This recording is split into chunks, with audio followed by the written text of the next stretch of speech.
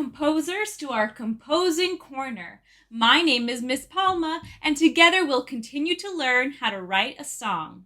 We learned our solfege syllables that correspond to a matching pitch and color, ranging from red to red or do to do. Raise your hand if you're ready to start writing the melody of your chorus. All right, composers, welcome back to Chrome Music Lab and Song Maker. The new dawn blooms as we free it, for there is. Those are the words that we're going to focus on in this section.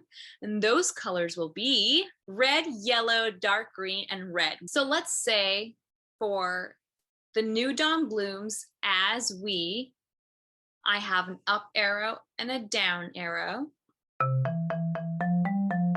Then my upwards arrow can look like this, and my downwards arrow can look like this. If I want to continue moving up, I can skip to the dark green and go all the way high red.